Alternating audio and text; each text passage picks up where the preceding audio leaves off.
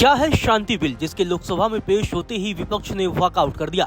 आखिर परमाणु ऊर्जा से जुड़ा शांति बिल में ऐसी क्या खास बातें हैं जिस पर विपक्ष ने सरकार पर तीखा हमला बोला और सदन से वॉकआउट कर दिया। इस वीडियो में आपको शांति बिल की खास बातें बताएंगे, जो कि परमाणु ऊर्जा से जुड़ा बेहद अहम बिल है। शांति बिल यानी sustainable harnessing and advancement of nuclear energy for transforming India, यानी कि शांति बिल से नाम से जाना जा रहा है। विपक्ष का तर्क है कि सरकार परमाणु उपकरण आपूर्तिकर्ताओं को परमाणु दुर्घटना की स्थिति में दायित्व के जाल से बचने की अनुमति देकर नागरिकों को नुकसान पहुंचा रही है। इससे पहले बुधवार को केंद्रीय मंत्री जितेंद्र सिंह ने लोकसभा में बिल को पेश किया। इस दरमियान उन्होंने कहा कि भारत के परमाणु दायित्व कानूनों के कड़े प्रावधानों की वजह से इंडस्ट्री में खामोश डर पैदा हो गया था, जिसकी वजह से सरकार को उनकी चिंताओं को दूर करने और परमाणु ऊर्जा क्षेत्र को निजी भागीदारी के लिए खोलने के लिए एक नया व्यापक बिल लाना पड़ा है। विपक्ष की दलील के बाद पीएमओ में राज्य मंत्री जितेंद्र सिंह ने बताया कि सरकार केवल ऑपरेटर से निपटेगी, आपूर्तिकर्ता से निपटना ऑपरेटर का काम है।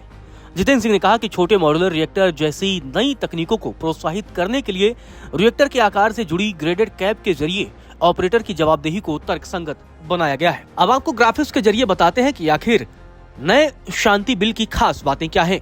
नए शांति बिल के कानून बन जाने से परमाणु ऊर्जा क्षेत्र में विदेशी निवेश का रास्ता खुलने के आसार हैं और साथ ही 1962 और 2010 के कानून खत्म हो जाएंगे। निजी भारतीय कंपनियों को परमाणु संयंत्र बनाने और चलाने की अनुमति मिलेगी। किसी दुर्घटना की जिम्मेदारी संयंत्र संचालक की होगी। भारत में रजिस्टर्ड प्राइवेट कंपनियां परमाणु क्षेत्र से जुड़ी कई गतिविधियों के लिए पात्र होंगे। भारत से बाहर के रजिस्टर्ड या विदेशी कंपनियों को लाइसेंस नहीं दिया जाएगा। फ्यूल एनरिचमेंट, इस्तेमाल हो चुके ईंधन की रीप्रोसेसिंग, पानी उत्पादन जैसे संवेदनशील गतिविधियां सरकार के नियंत्रण में होंगी। गौरतलब है, नया शांति बिल भारत की जलवायु प्रतिबद्धताओं से भी जुड़ा हुआ है।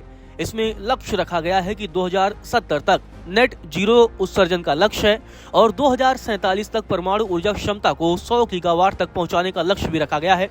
मौजूदा समय में देश में परमाणु क्षमता करीब 8.2 गीगावाट है। बिल की अगर हम बात करें तो इस विधेयक का सबसे बड़ा उद्देश्य ये है कि अब भारत की प्राइवेट कंपनियां परमाणु बिजली संयंत्र और रिएक्टर बनाने, साथ ही उसके मालिकाना हक, संचालन और उन्हें बंद करने के लिए लाइसेंस के लिए सरकार के साथ आवेदन कर सकेंगी।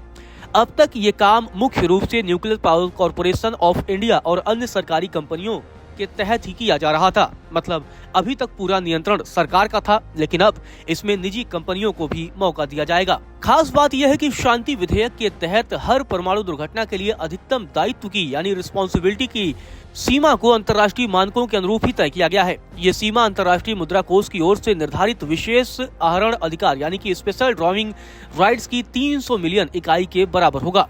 रिएक्टर के साइज के मुताबिक ही संचालकों को बीमा या दायित्व फंड रखना होगा। इसकी मूल्य तकरीबन 11 मिलियन से लेकर 300 मिलियन अमेरिकी डॉलर के बीच होगी। इसके अलावा तय सीमा से अधिक दावों के लिए एक अलग परमाणु दायित्व कोष बनाया जाएगा। अगर नुकसान इस सीमा से भी ज्यादा होगा तो सरकार आगे आएगी और मदद करेगी। गौरतलब है, संसद के दोनों सदनों में शांति बिल पास हो जाता है तो यह परमाणु ऊर्जा अधिनियम 1962 और परमाणु क्षति के लिए नागरिक दायित्व अधिनियम 2010 को खत्म कर देगा। लोकसभा में बिल पेश करते हुए जितेंद्र सिंह ने बताया कि बिल एक बहुस्तरीय तंत्र के जरिए से प्रभावित व्यक्तियों को पूर्ण मुआवजा सुनिश्चित करना चाहता है। जितेंद्र सिंह ने कहा कि इसमें ऑपरेटर की जवाबदेही, सरकार द्वारा समर्थित एक प्रस्तावित परमाणु दायित्व कोष और पूरक मुआवजे पर कन्वेंशन में भारत की भागीदारी के माध्यम से अतिरिक्त अंतर्राष्ट्रीय मुआवजा भी शामिल है। भारत सरकार की तरफ से बताया गया कि ये बिल 1962 के परमाणु ऊर्जा अधिनियम के बाद से लागू मुख्य सुरक्षा, संरक्षा और नियामक सुरक्षा उपायों को बनाए रखते हुए और मजबूत करते हुए समकालीन तकनीकी, आर्थिक और ऊर्जा वास्तविकताओं के अनुरूप भारत के परमाणु ढांचे का आधुनिकीकरण करना चाहता है। वहीं जब सरकार की तरफ से जितेंद्र सिंह इस बिल को लेकर तमाम तर्क दे रहे थे तो विपक्षी पार्टियों ने जमकर हंगामा किया। विपक्षी पार्टियों की तरफ से सवाल उठाए गए। बिल के कई प्रावधानों को लेकर चिंता जताया गया और सरकार से इसके गहन जांच के लिए संसदीय समिति यानी जेपीसी को भेजने का आग्रह किया गया। आपको बता दें कि कांग्रेस के सांसद मनीष तिवारी ने बिल का विरोध किया है और उन्होंने तर्क दिया है कि परमाणु उपकरण आपूर्तिकर्ता पर दायित्व हटाने वाले खंड को छोड़ने से परमाणु घटना की स्थिति में भारत को नुकसान होगा।